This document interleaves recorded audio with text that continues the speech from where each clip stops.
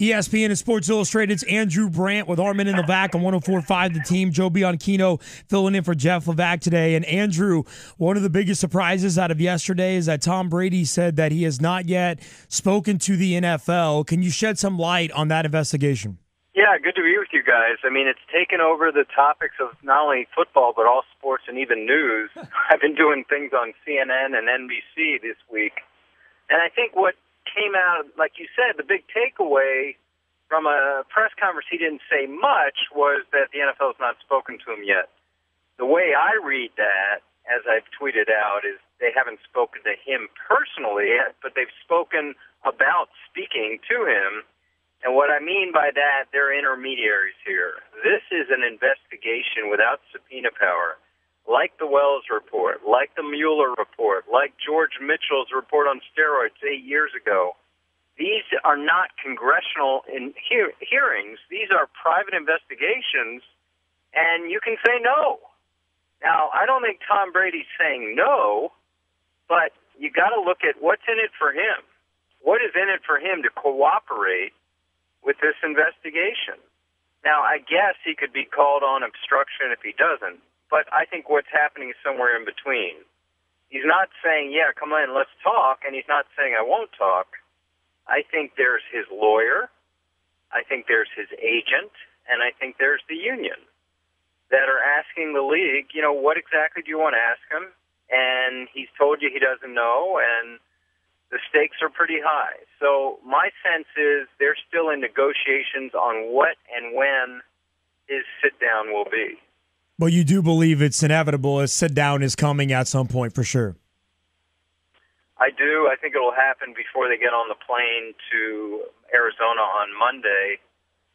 I just think, you know, I'm a lawyer. I've been in the NFL. I just think he's going to be lawyered up for this meeting. And, you know, when they ask questions, he's going to lean over and it's going to be formulated answers. Again, I think what people are trying to look for is a black and white answer. He ordered a ball boy to do this. He ordered someone to do this. Belichick. I don't think there's going to end up with that. I think it's going to be gray. It's going to be murky. It's going to be somewhere in between, and maybe people won't even be satisfied with it, but there's something went on. That's what we're trying to find out. ESPN and Sports Illustrated, Andrew Brandt with us on 104.5 The Team, at AD Brandt on Twitter. Always has the latest of his thoughts and analysis. Really good stuff. Joe Bianchino filling in for Jeff Levack today on 104.5 The Team. Now, Andrew, we've all kind of been, as media and fans, hoping for an answer soon. But it sounds like that's not coming, right? This is a weeks and months process, right? Yeah, I don't know why Troy Vincent was on, I think, one of the NBC shows on Monday or Tuesday saying 2 or 3 or 4 days. I just don't see that happening. Maybe he didn't realize the extent of involvement other parties would have, an interest in how they're going to be handling this thing. No, I mean, for people thinking this is going to have any effect on someone not playing in the game is ridiculous. And Andrew, we obviously don't know who's at fault yet. The NFL doesn't know either. Once we find out, this is a very open-ended question at this point, but any idea of what the penalty would be for something? I had a coworker this morning say, Tom Brady will miss 6 games next year when they find out he's guilty. I mean, well, in your mind, what's the range of penalties that could happen here?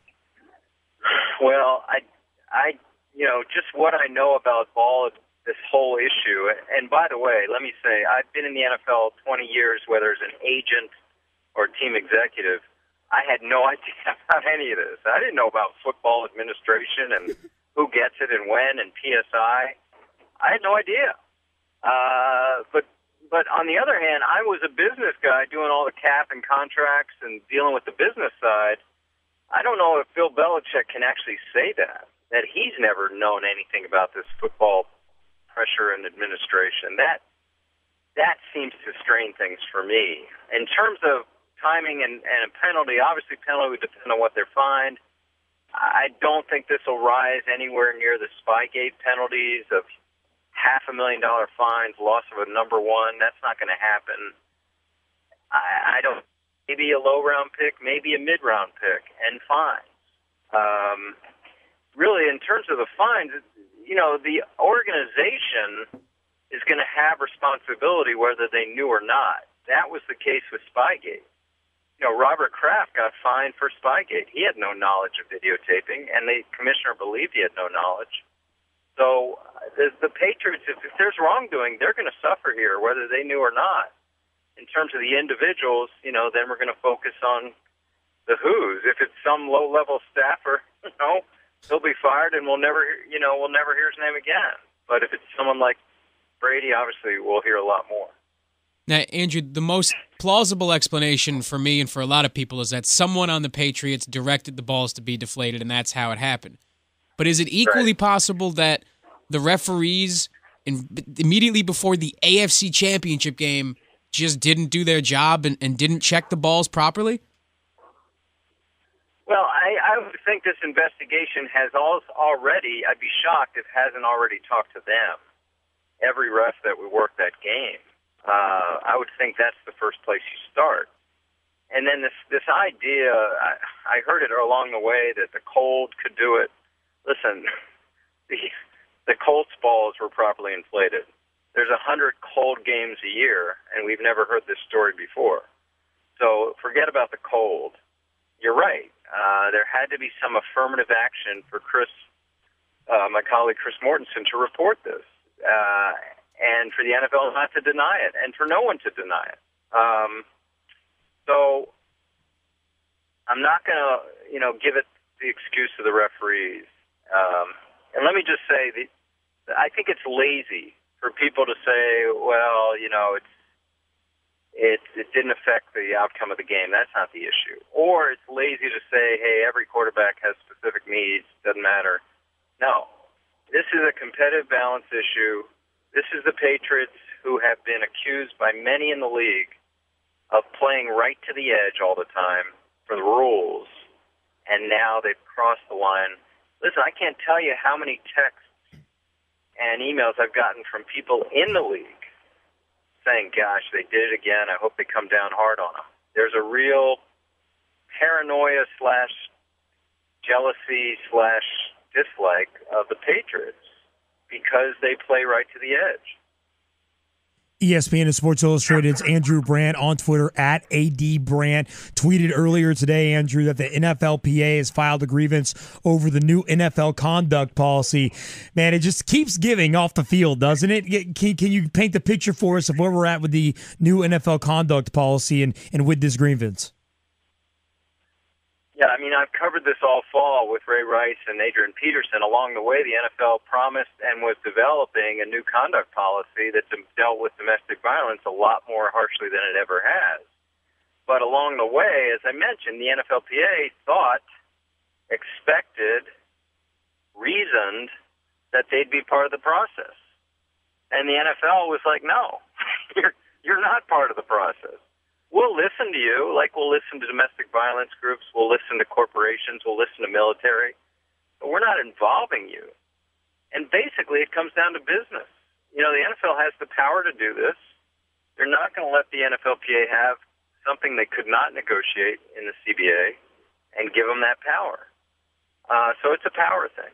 And the NFLPA is claiming they have some smoking gun or something to be able to file this grievance, but I think it's an uphill climb. Andrew, just to clarify, the NFL does have the authority to create and institute a new conduct policy without the approval of the league, without the approval of the NFLPA, and without collectively bargaining it, correct? That's their position. The NFLPA's position is different. This is for labor law, I don't want to get too in the weeds with labor law, but this is a mandatory bargaining subject that has to be bargained. I am making my analysis that the NFLPA has an uphill climb because the NFL has always had these policies which have not been collectively bargained.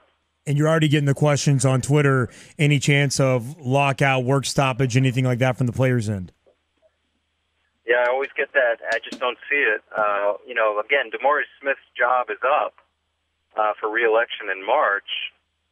I think he's competing against Sean Gilbert, who's got an aggressive stance, but I've never heard anything about a strike. The players it's too many players to organize for that. It's not like basketball. I just don't see it. So the moral of all these stories, Andrew, is there will be lawyers. There will be lawyers, and on the union side, my little saying is we have a labor agreement, but we hardly have labor peace. Not even close.